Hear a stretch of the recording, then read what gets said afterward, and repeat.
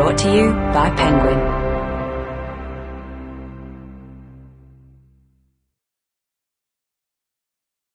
The Clockwinder by Anne Tyler. Read by Suzanne Pirret. Chapter 1, 1960. The house had outlived its usefulness.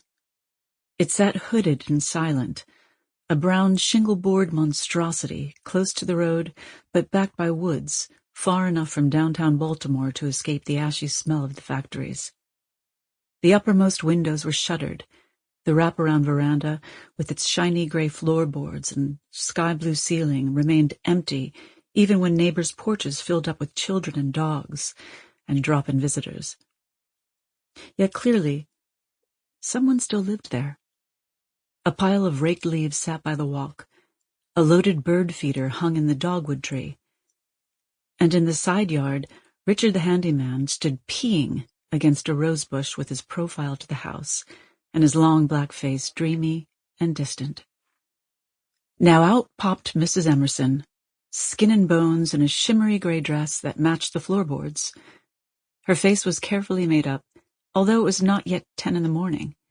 Whatever she planned to say was already stirring her pink, pursed lips. She crossed the veranda rapidly on clicking heels. She descended the steps gingerly, sideways, holding tight to the railing.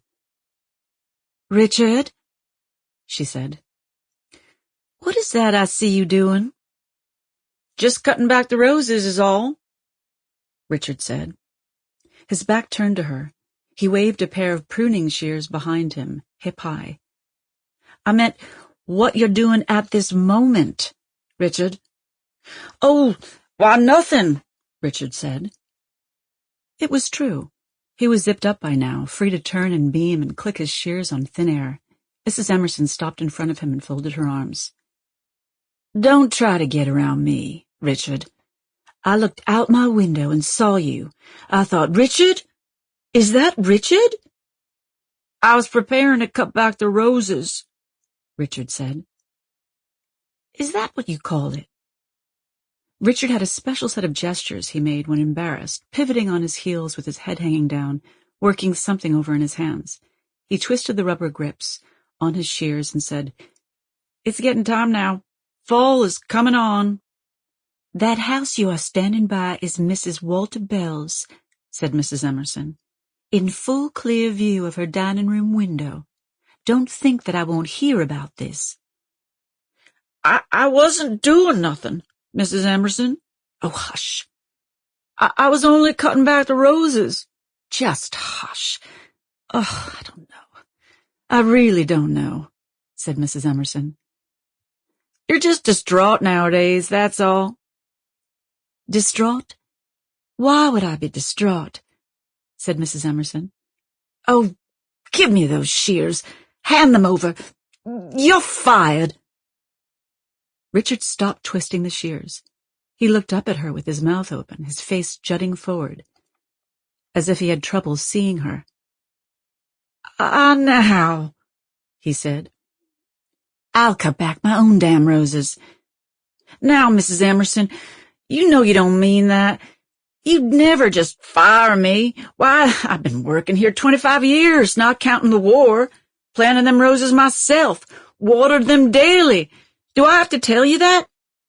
"I don't know what kind of watering you're talking about," said Mrs. Emerson. "But you're leaving anyway. Don't expect wages either. It's only Monday and you were paid Friday. You've been here not half an hour yet, and most of that time ill spent. Oh, I looked out that window and thought I was seeing things. I thought, what have we come to after all? What's it going to be next? First Emmeline letting my transistor radio run down, and then no sooner do I let her go than you start in. Well, you can send your new employers to me for a reference, but don't expect me to cover up for you. Works well, I'll say, but tinkles on the flowers.